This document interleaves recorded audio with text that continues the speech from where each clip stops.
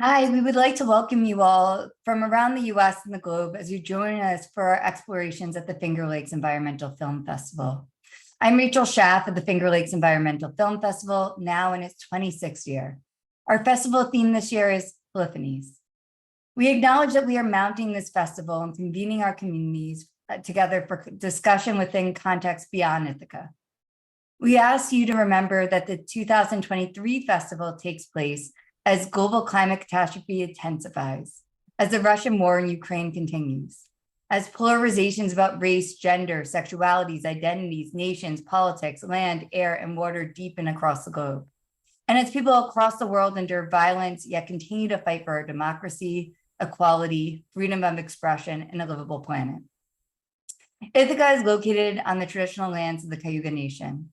The Cayuga Nation are members of the Haudenosaunee Confederacy, an alliance of 6 sovereign nations with a historic and contemporary presence on this land. The Confederacy precedes the establishment of Ithaca College in New York State, in the United States of America. We acknowledge the painful history of the Cayuga Nation's dispossession and honor the ongoing connection of the Cayuga Nation people, past and present, to these lands and waters. At the Finger Lakes Environmental Film Festival, the world is our why. I will pass you off to Leah. Good afternoon, everyone. I am Leah Schaefer. I'm an associate producer at FLEF. Major sponsors for FLEF include the Park Foundation and Ithaca College. Our festival theme this year is Polyphonies. Polyphonies joyously layer different voices, practices, and perspectives across the arts, politics, technologies, and ecologies. We are very honored that you have joined us today for this event. We invite you to use the Zoom rename feature to rename yourself with your physical location after your name. Our event will begin with the speakers in conversation with the moderator, then we will open the floor to your questions. During the Q&A, please use the Zoom's raise hand feature, which you can access by clicking the reaction smiley face, which is at the bottom of your screen. It is now with great pleasure that I introduce today's speakers. First, we have our moderator, Raza Rumi, Director of the Park Center for Independent Media. We also have Anna Creadick, Professor of English and American Studies at Hobart and William Smith Colleges, Matthew Holtmeier, Associate Professor and Co-Director of the Film and Media Studies Program at East Tennessee State University, and Chelsea Wessels, Assistant Professor and Co-Director of the Film and Media Studies Program at East Tennessee State University. Welcome.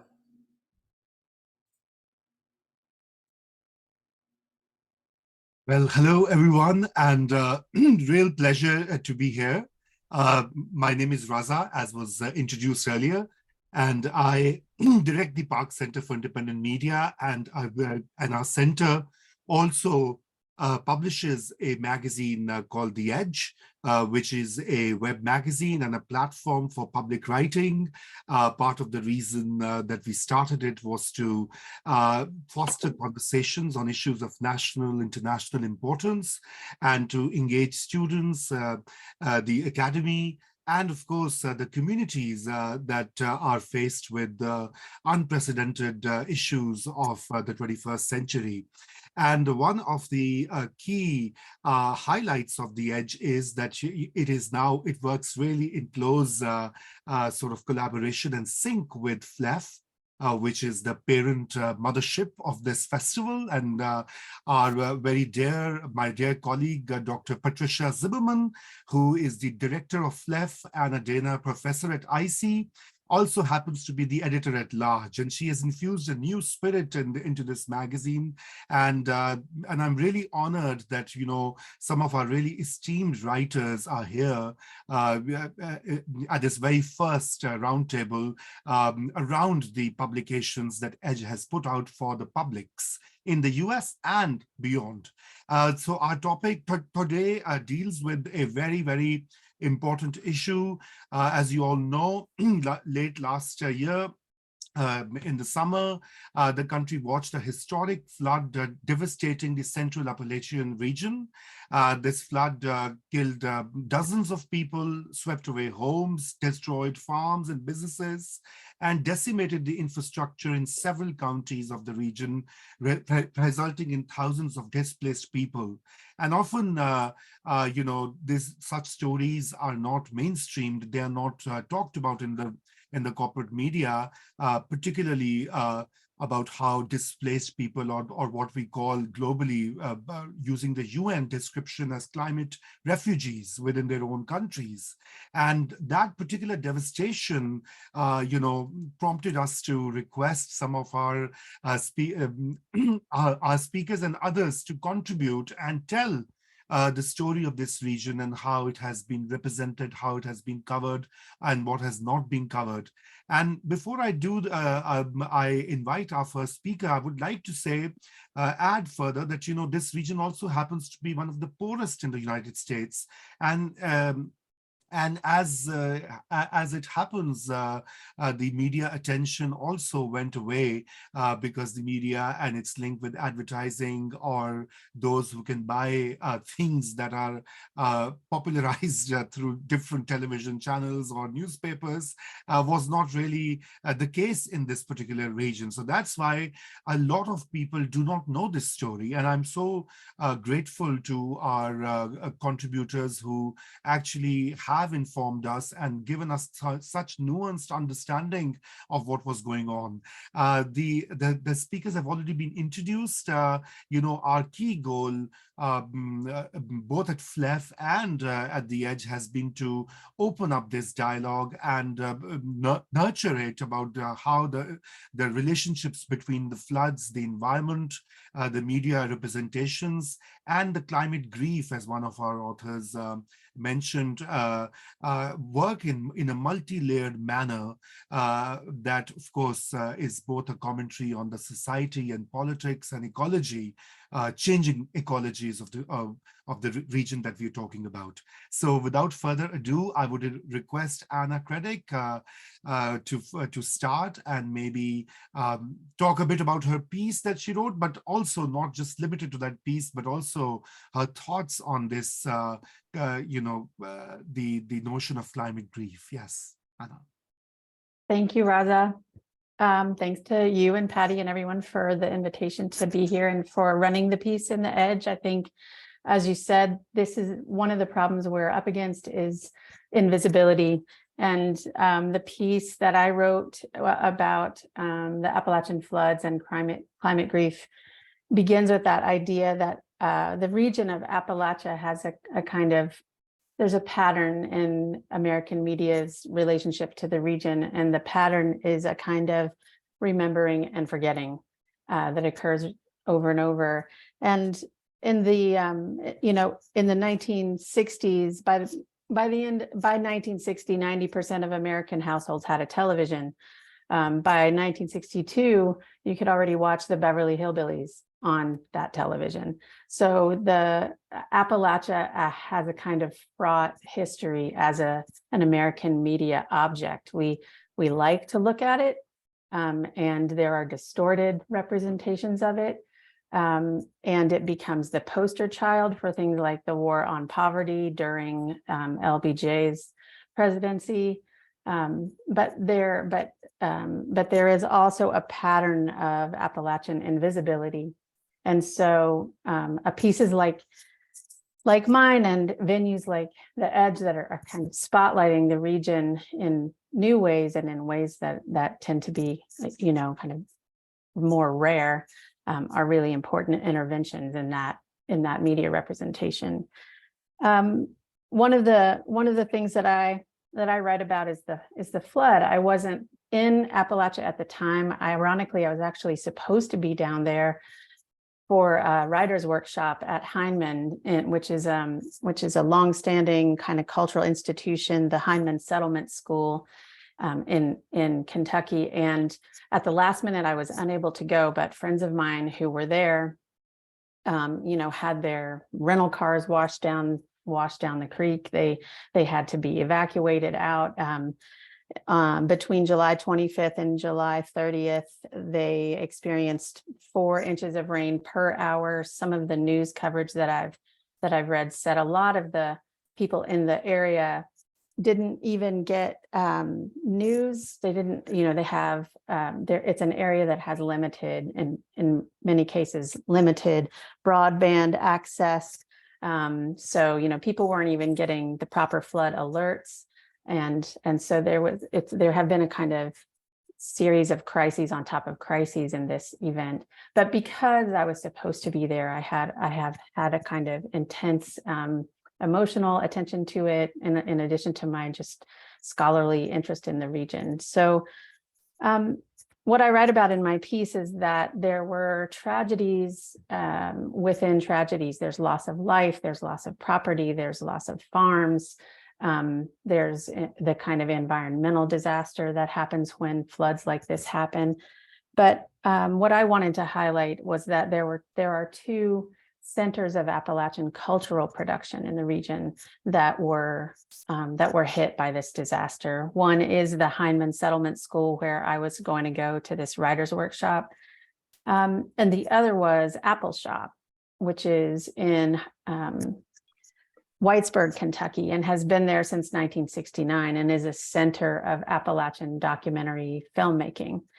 And so both of these I call them centers of the Appalachian means of production, because they are places in which people inside the region can tell stories about the region and disseminate those stories that are not distortions like the Beverly Hillbillies. And there are also places for Appalachian people to tell their own stories and have those traditions preserved. And so these 2 institutions were, for me, the kind of most heartbreaking loss of this particular climate disaster, because as I ask in the piece, how can people care about an Appalachia that no one can see? The third thing I wanted to mention, I guess, in these opening comments, we're just kind of thinking again about this problem of Appalachian visibility and its invisibility. I just returned from an Appalachian Studies conference this past weekend, which was down in Athens, Ohio, and I heard so many interesting sort of comments. One person was talking about the floods and said, "We've been through the rescue, we've been through the relief. Now we're in recovery, and that's going to take years and years and years." And I think that the language we use about natural disasters obscures the way that there are certain populations and areas and regions that are actually being the targets of disaster in a way that is not natural at all. That's actually cultural, that's structural, and that's part of a design. So one of the questions that I have for the panelists today and for all of you to think about is how do we keep the spotlight on an area that tends to be rendered invisible by the national media, and who is keeping the spotlight on the region and through what means? Another great line that I heard that I've been still thinking about since I was at the conference was someone said, artists are the first responders in a disaster like this. And so I've been thinking a lot about the role that artists and filmmakers and writers and singers and others play in keeping our attention where it needs to be. Thanks.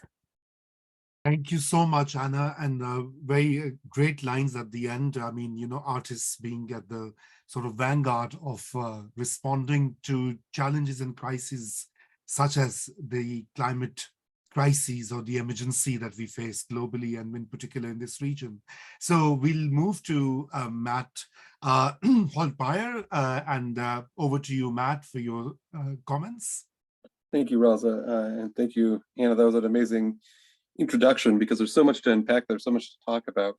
My particular interest in this, stems from research into bioregional media, and I'm from the Pacific Northwest.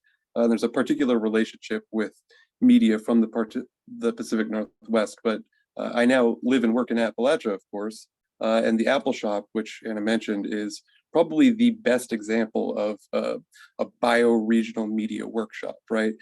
Making media in the place, from the place, and acknowledging the local environments of that place in that media itself. And so, I was very excited when I was able to move down here.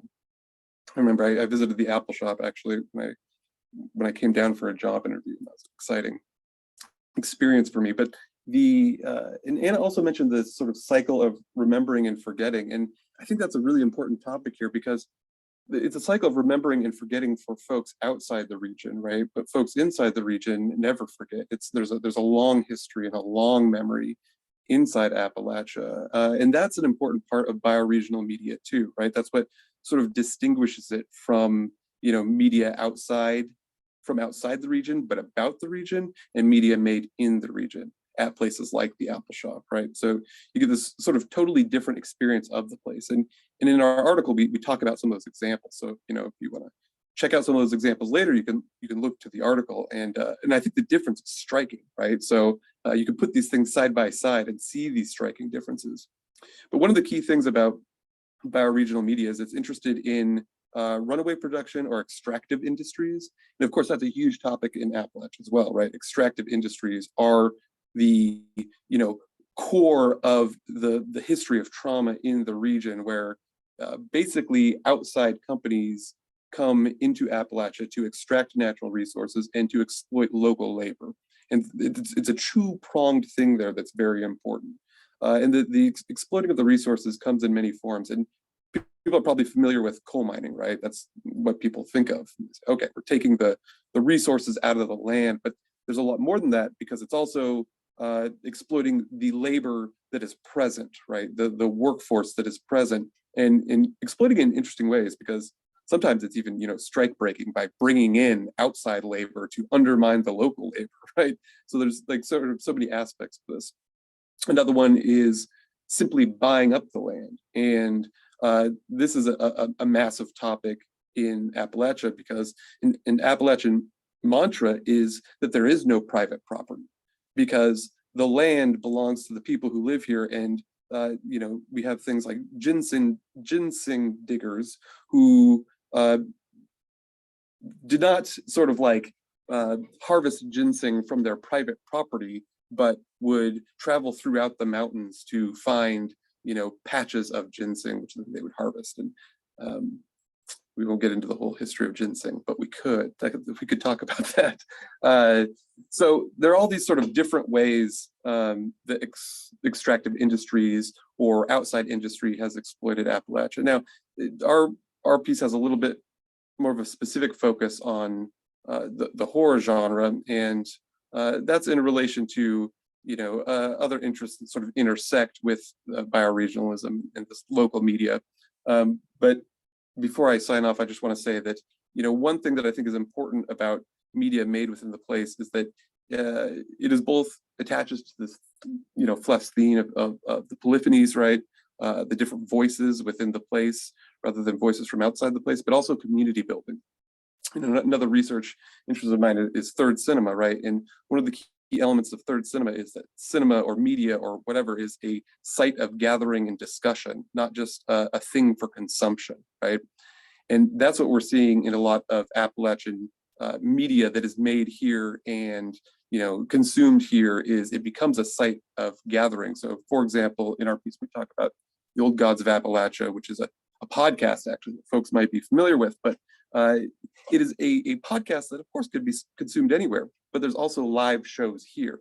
And those live shows are very interesting spaces where I told you this mantra of there is no private land. Like these mantras are literally recited at these gatherings, right? So there's definitely a cycle of remembering and forgetting outside. But then, you come to Appalachia, and there's a deep conviction and a deep history and memory, and actually the media, and even it might be funny to talk about like the horror genre, which people might not take as seriously, and this is why we sort of use the term dark Appalachia here, because actually there's a lot more going on there than generic fare, and generic media making.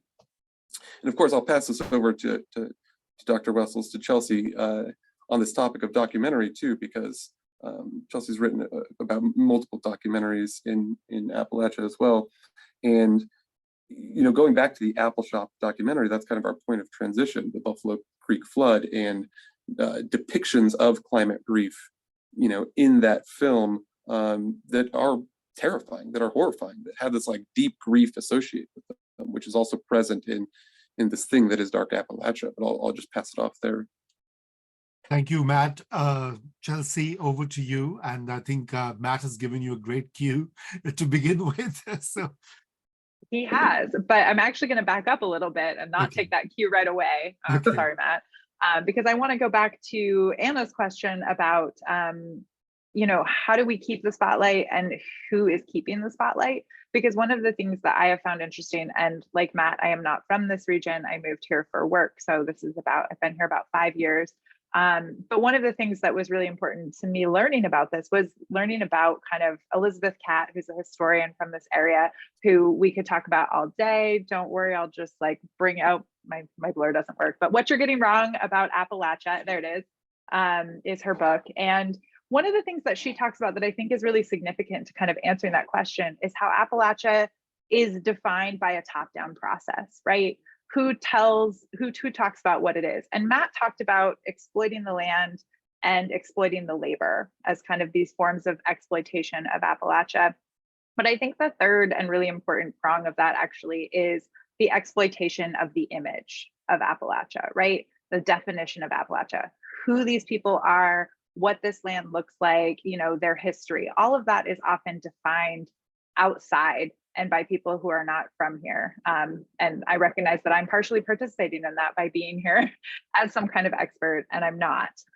But I think that idea of exploiting the image is a significant part of it. And it's important for thinking about how we keep that spotlight, how we fight back against kind of these ideas of, what it is. And so thinking about documentary, now I'll return back to documentary, but thinking about documentary, so many of the documentaries that Matt and I wrote about in our piece, that I've written about elsewhere, come from, again, these community forms of funding, these community forms of production. And again, there's an emphasis on the community forms of exhibition too. So to connect to that idea of third cinema, of sort of the political action of viewing a film, I think is also a really important piece of this puzzle. So it's not just the, making the film, shedding light on the issue, getting that spotlight, but also thinking about how the film itself can circulate beyond kind of just the interested parties, and beyond just kind of giving this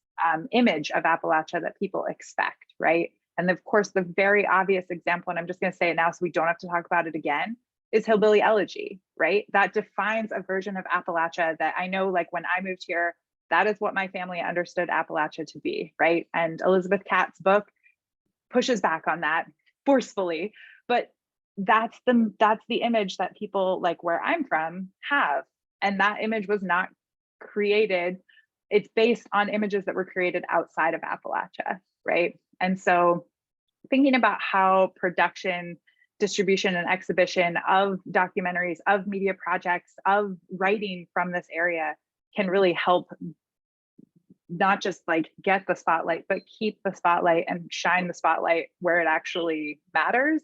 And some of that is like, how do we think about this not just always being about climate grief and tragedy and trauma? There's so much more here. And I loved what Anna said, that you were repeating from someone else about artists are the first responders, right? What other kinds of art are there that are not just trauma?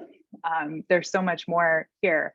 And I think that that's something that I know that I've learned a lot about. I'm fortunate to work with really incredible artists and poets in this region, and seeing their work and how they address these issues is transformative. And I want more people to have that opportunity. I'll stop there.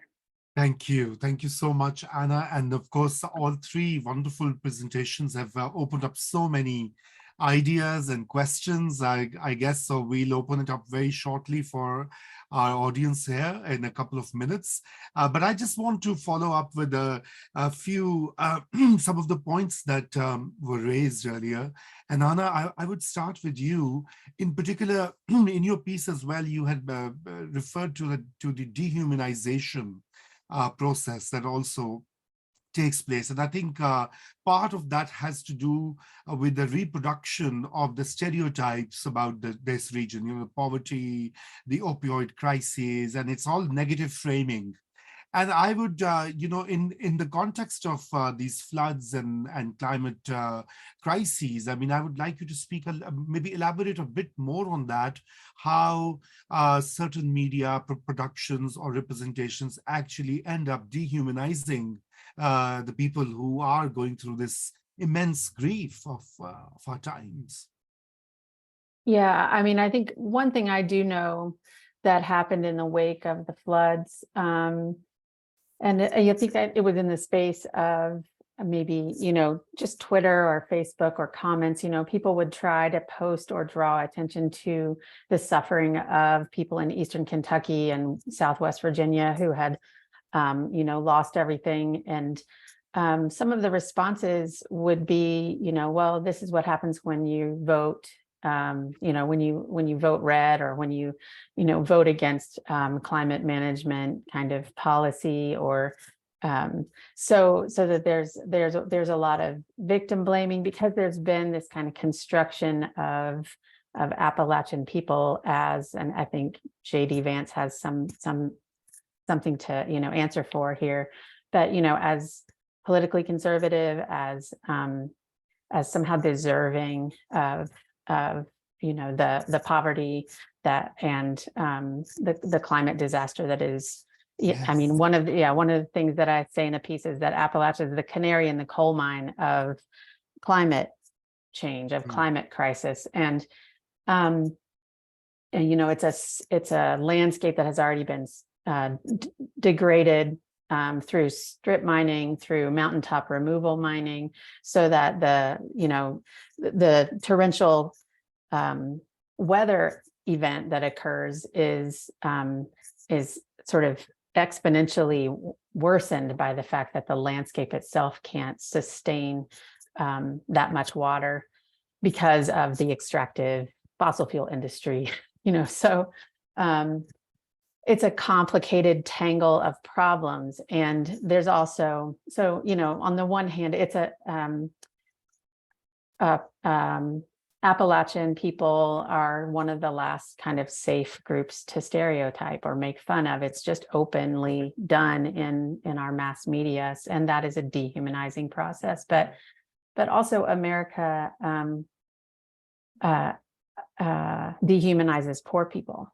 And this is a region of great poverty and deprivation. So there's a kind of, there's like triple or quadruple marginalization that can go on. There's discrimination around accents, around the way that people talk. You know, there's another of the lines that I heard at the conference this weekend was the greatest public health crisis or threat, the biggest health issue we are facing is discrimination.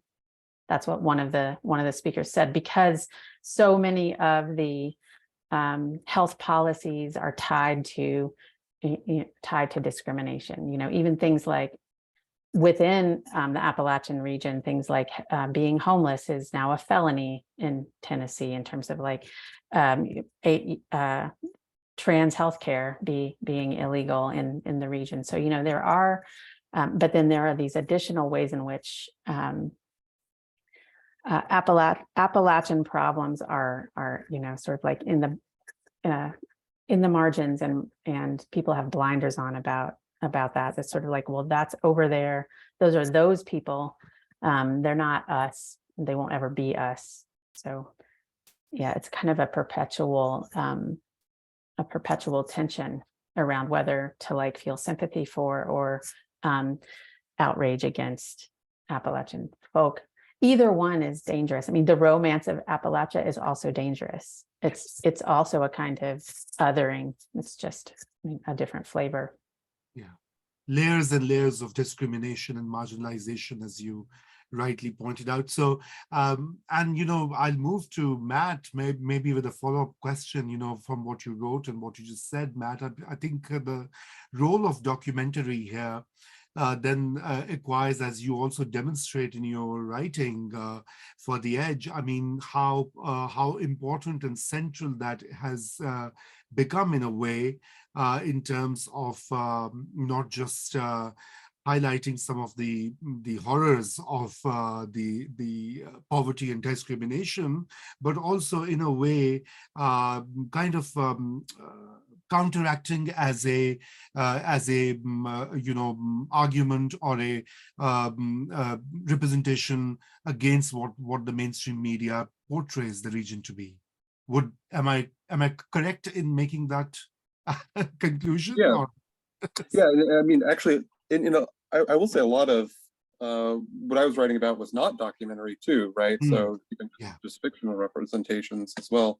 I mean, yes, documentary. Well, I'm not going to make any large claims like that, but maybe documentary has a special power in depicting a people. But as we know, documentary can be just as false as it can tell truth, right? But I think that's true of fiction as well, right? So in largely, I think it goes back to this question of, you know, where's the thing made? Who is making it, right? These are like interesting questions that we can actually look up and find out when we look at these media representations. Chelsea brings up the point of where is exhibition happening, and I think that's important. But as consumers, we can do a little bit of research and find out about these things. Like one of the films we write about in this piece is this film Spell, and I mean, we could talk about the distribution here too, because it's like, I think it was like a Netflix film or something, meaning, you know, how many people are popping on Netflix and finding this film that is supposedly an Appalachian film, and this is the extraction of image that Chelsea was talking about, because this film was, you know, made in LA and South Africa, basically, you know, so like Appalachia somewhere in the middle, or not even in the middle, you know, somewhere off in the periphery there, but it doesn't even come close to being from the place. And these examples of this sort of tradition, so there's this sort of idea of, you know, witchcraft in this film, and that witchcraft seems to have no bearing on, you know, anything Appalachian at all, but it's passed off as such, for sure. And in the film, that film is an especially good example, because it sets the main character, who is like a city boy that grew up in Appalachia, right? So it creates that very rural, non-rural distinction from the get-go, and weaponizes it, really. Like that is the crux, or the joke, or even the horror of the film. And really, it's supposed to be a horror film, so it is the horror film. It is the person from the city who is afraid of the unknown of the mountains, basically, right? Which, of course, is a home place for people who live here. And that's, I think, the great irony of this conversation. But yeah, I'll just stop there for now. Thank you. Thanks, Matt. Chelsea, feel free to add to what Matt said, or I think one of the things that you raised while you were talking was this insider-outsider tension. I mean, you know, how images are portrayed by outsiders about people, about their land, their histories, you know. So, I mean, that particular tension. Now, obviously, there are many views about it. I mean, you know, some people say, well, you know, should outsiders not be able to comment or view things and present them, or is it you know, the whole debate on what is authentic or not authentic, you know? So maybe if you can elaborate that a little bit in the kind of works that you have you know, looked closely for your scholarship and writing. Yeah, and I think I'll pick up on actually where Matt left it, which is he was talking about Spell as sort of this like use of horror, and the horror is like these Appalachian stereotypes, right? So there, the horror is Appalachia, but the horror is the stereotype. of, you know, this region, of people, of these country people and their witchcraft, which is, you know, a whole thing. And I think that that's an interesting contrast to the horror of something like Old Gods of Appalachia, right? And the horror, and we talk about this in our piece for more examples and more in-depth analysis, but the horror there is actually these extractive industries. The horror there comes from, you know, these power dynamics, you know, the mining companies are the source of the horror, right? So it's interesting how horror, just to use this as an example, we talk about Dark Appalachia, but how that means something very different from coming from like creators and art within Appalachia versus how it's portrayed when people are looking at Appalachia and depicting it as horrifying. And I think that's like a really important distinction. And I think it's interesting too, even when we turn to documentary and we think about, you know, after being here for a while and watching a lot of documentaries and seeing the documentaries that come through on various, you know, film circuits that visit our school, I'm struck by how obvious it is when they are made by someone outside the region, because they're often very interested in showing, you know, I think kind of just showing like, oh, look how awful it is. And what Anna said earlier about, you know, like somehow they did this to themselves, they deserve this, right? It's kind of like just showing that off, like, well, you know, like this is awful, but this like happened to them because of choices that they have made. And one of the most important things to remember here is like, they didn't, nobody made these choices, Yes. you know? So I think that sort of like the distinction of like what is horrifying, and is it the stereotype of the hillbilly in Deliverance versus again in Old Gods of Appalachia, where there's like a demon man who is using bones to create railroads. Yes. You know, sorry, that is a spoiler. It's a very small spoiler. I don't think it's going to ruin that for anyone. But you know, like those different constructions of like what is horrifying is I think says a lot about kind of how this region is viewed and how this region views themselves, right? And again, it's more complicated. And I think Anna really laid that out, that it's not about like, you know, victims and all of that, but it is about, you know, what kinds of choices people have and who is making those choices and what options are even placed on the table. Mm-hmm. Thank you. Let's open it up for our audience, Q&A, and I'm sure there are many questions and comments or responses awaiting our great speakers this afternoon. In the meantime, okay, great, Kathy. And Andrew, of course. Yes, Kathy. Thank you, everyone. That's really interesting. I hadn't really focused on this, so you brought my attention to it.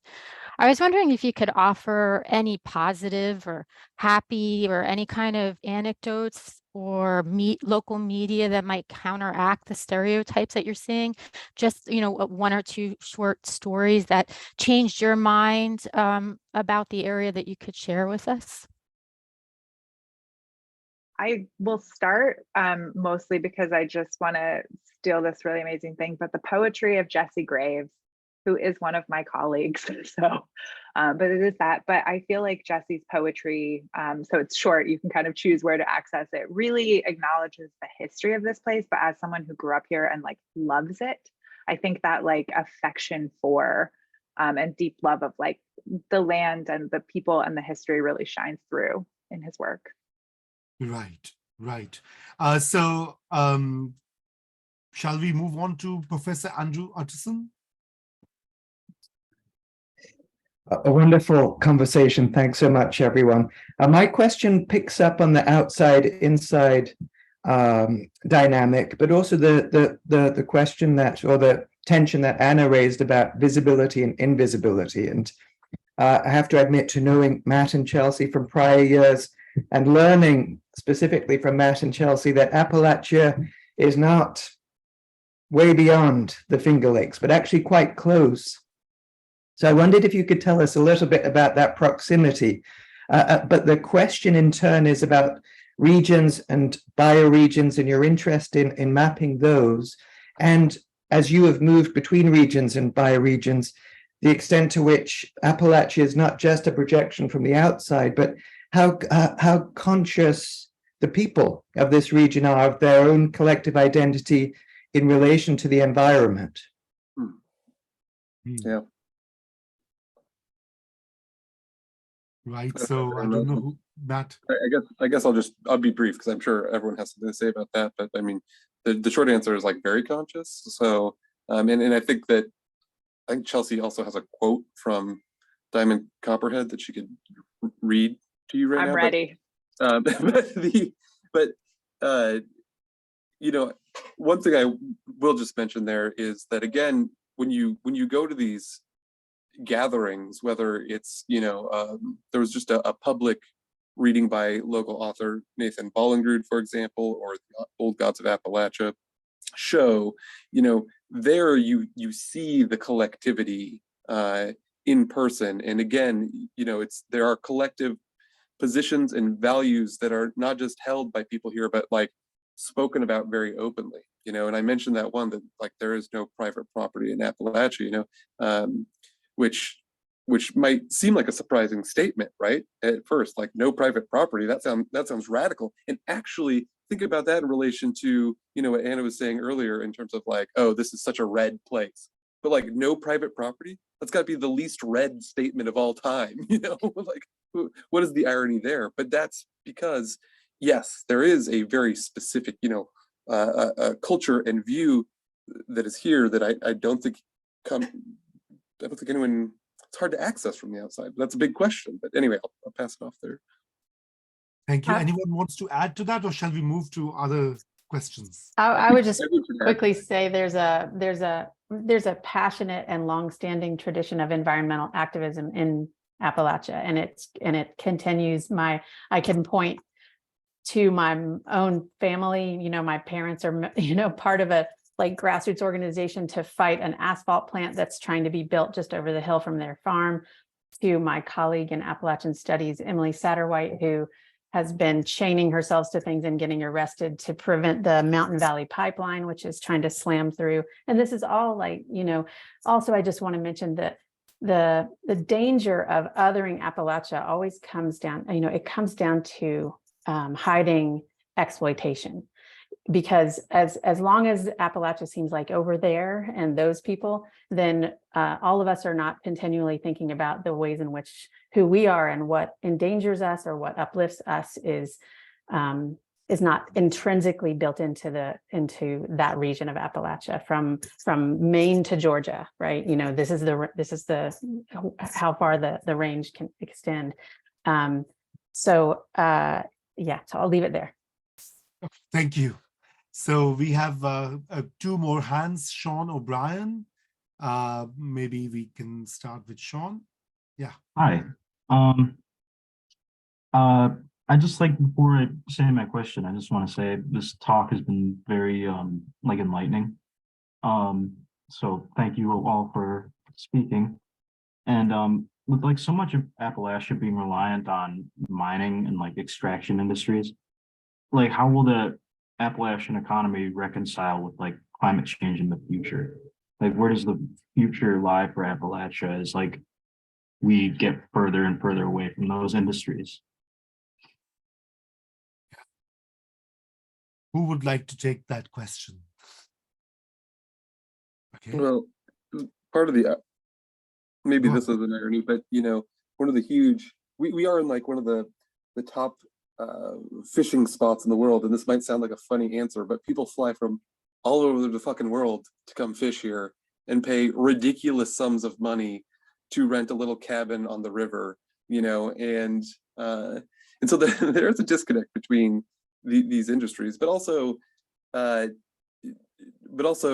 if we just look at the numbers in terms of how many people are in coal mining positions today, coal mining's been automated, like it is not bodies, thousands of bodies going down into the mines. I think the number is 6,000 people now are employed in Appalachia in coal mining jobs, and they're operating automated systems and machinery, So I think that's actually a red herring that is kind of circulated outside of the area. that's an interesting thing to talk about. Yeah. Okay. Anna or Chelsea, would you like to add something? I mean, I guess to connect to climate change, I would say being from the Pacific Northwest and watching my family deal with the devastating forest fires, Good point. it's very interesting to be living here and be like, well, this is where you could come and you will not have to worry about forest fires. And so I see that in my neighborhood where I live in Johnson City, just the number of people that are moving here for various reasons. I think this area is going to change a lot in the coming years, and some of that has to do with jobs and all of that, but some of it really just has to do with people are discovering this region. The spotlight is turning here for good reasons and bad. So. Right. Okay. Thank you. Our next question is by Elijah.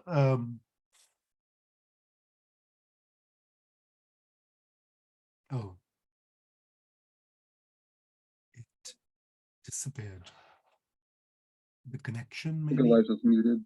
Oh yeah. Hi, Elijah. Can you hear me now? Yes, we can hear you now. Okay, great. Please. Thank you all for zooming in. Really appreciate all the thoughts you've had to share during the conversation. My question is for Anna specifically. I've been reading all the quotes that have been posted in the meeting chat, and one stuck out to me. It was the quote where you say, Appalachian is one of the last, quote, safe groups to stereotype in mainstream media, and that is a dehumanizing process. I was wondering if you could elaborate on that and explain why you think the media thinks it's okay to still stereotype Appalachia.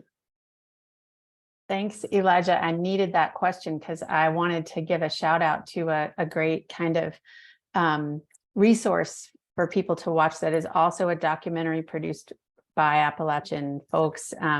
It's just called Hillbilly, and it's a documentary that was made in 2018 by Ashley York and Sally Rubin. And it's actually a kind of history of the stereotyping of Appalachia. And some examples would be just everything from like, there's a Cletus character on The Simpsons, like Cletus, the slack-jawed yokel, is an example of just that easy kind of hick stereotype that we see in the media. But also, they'll talk about there's reality TV shows like even Honey Boo Boo and those kind of shows that love to kind of the American middle class loves especially to look at white poverty and laugh at it, and it reassures middle class people of their middle class status. It kind of reinscribes that every time that happens. So sometimes it's a character on a show, sometimes it's a whole show, and there's a deep trajectory of that. And so a lot of Appalachian writers, artists, media, filmmakers have spent their lives trying to kind of produce alternative traditions. But there's also a distancing that happens in those representations that's so dangerous. And one of the panels I was on this weekend at the Appalachian Studies Conference, it was called Teaching Appalachia Outside Appalachia.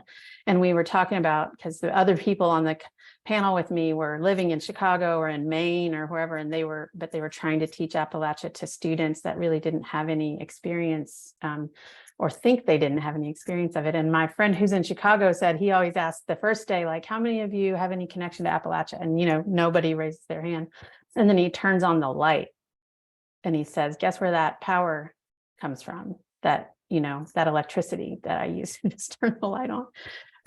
So it's masking, those representations are both othering and dehumanizing, but also masking the interrelated character of, if an area is serving as a kind of colony for the extraction of resources, then everybody's, part of that story. So I'm not sure if I answered your question, but I would recommend that Hillbilly documentary. Oh, thank you. So, Avery,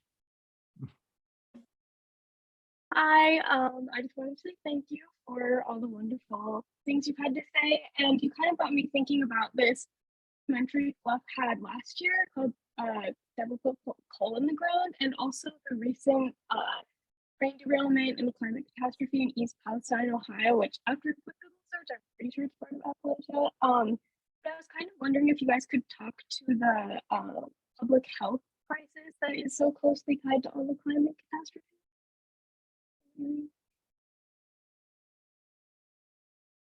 Public health. Maybe Anna would start? Yes. Yeah, I mean, yeah, I've been thinking about, and I've tried to write a couple times now, Patty, for for the Edge about what's going on in East Palestine, and you know, I'll just give, like, in the South, we answer things with stories. So I'll just tell you another story because I don't have a lot of, you know, data to point to, but, you know, about probably 3 out of the last 5 or 6 times I've gone to the Appalachian Studies Conference, there's been an environmental disaster in the area that I felt like I had to drive through to even get to the conference to talk about the region. You know, like one time it was at Marshall in West Virginia, and I had to fly into Charleston where there had just been a huge chemical spill into the water, and the whole river running through the center of Charleston was poison. And my friend's mom was like drinking bottled water, and they were going to move her to a hotel room. And,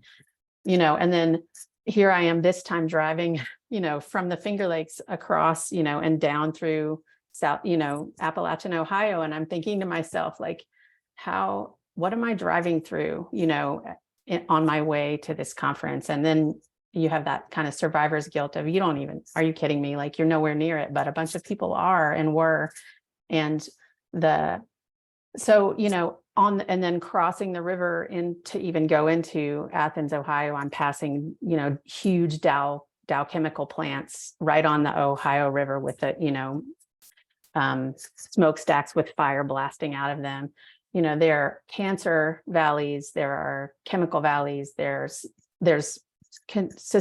continual black lung, you know, the Manchin, the congressman out of West Virginia, just signed this. He's the most fossil fuel friendly, you know, congressman in West Virginia, Democratic Party history probably, but he signed off on this Inflation Reduction Act. And like one piece of that was to just extend the funding around black lung for the people who were about to see that funding cut off, you know. So it's not just the train derailment, it's the black lung that people are still living with from coal mining they did decades ago. You know, you're right. It goes hand in hand. The climate dangers and the prolonged and sustained and continuing public health crises. I just keep coming back to that canary in the coal mine metaphor, because it's sort of like, I think part of not wanting to look at Appalachia is not wanting to look at the reality of what these kinds of things are going to do for a long time. Great. Thank you. Chelsea or Matt, do you want to add something, or we can then transition towards our final thoughts, wrap up thoughts?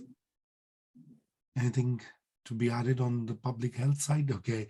Well, I mean, you know, we have a minute before we request you to wrap up, but I do want to go back to this great question by Anna. I mean, of course, and most important one, how do we keep the spotlight?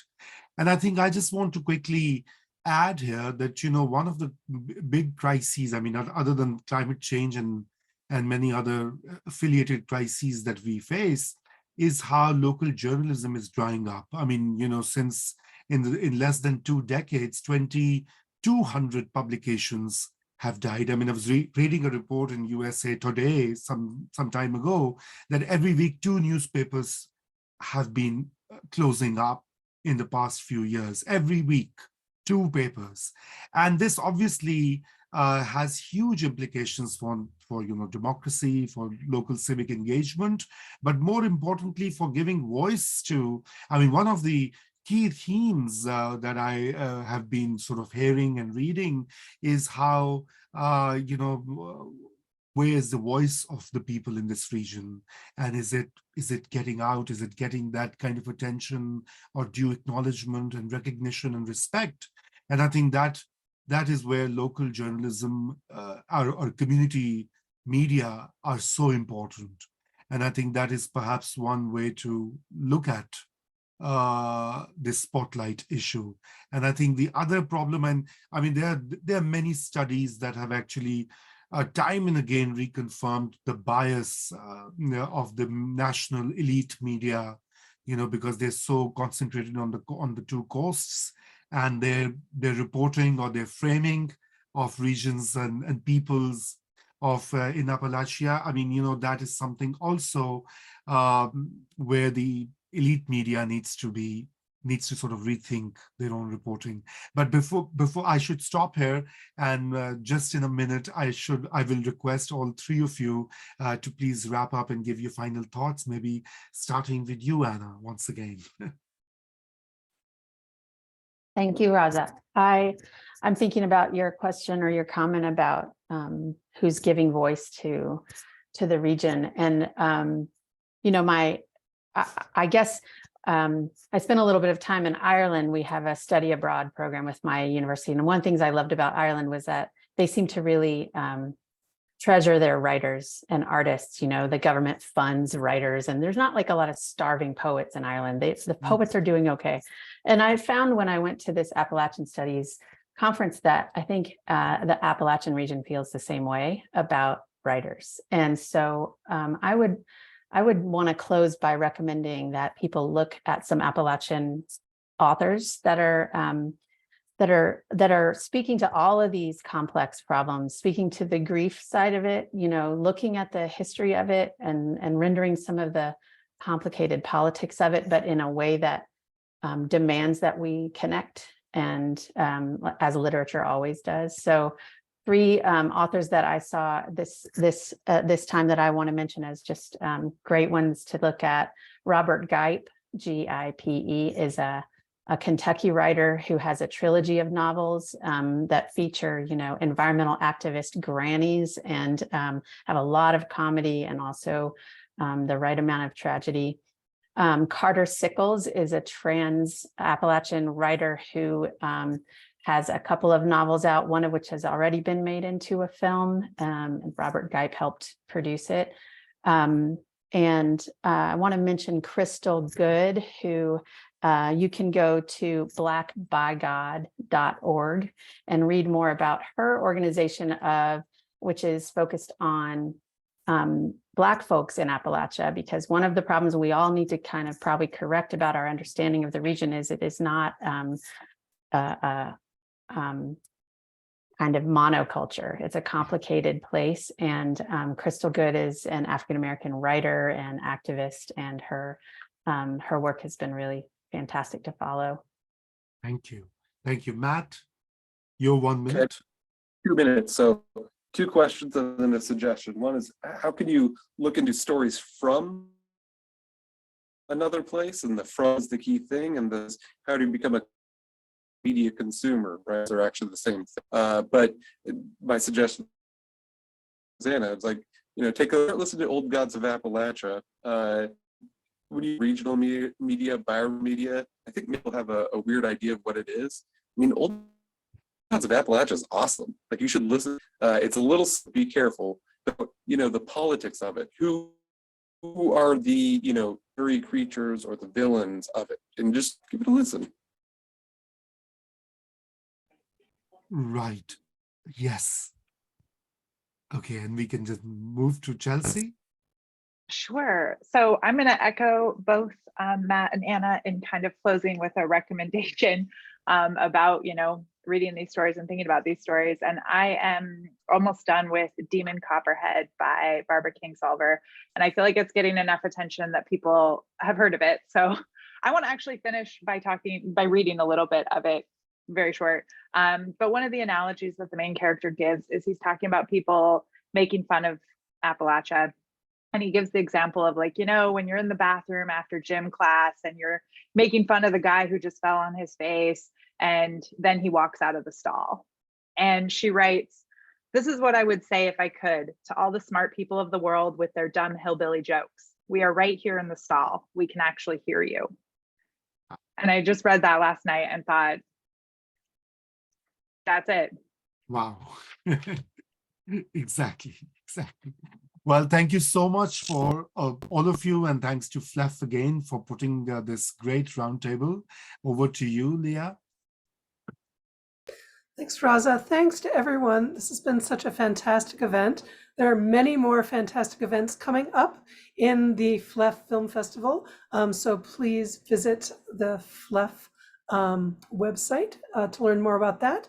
I would like to invite everyone now to unmute themselves rather, and to give our speakers a round of applause to thank them.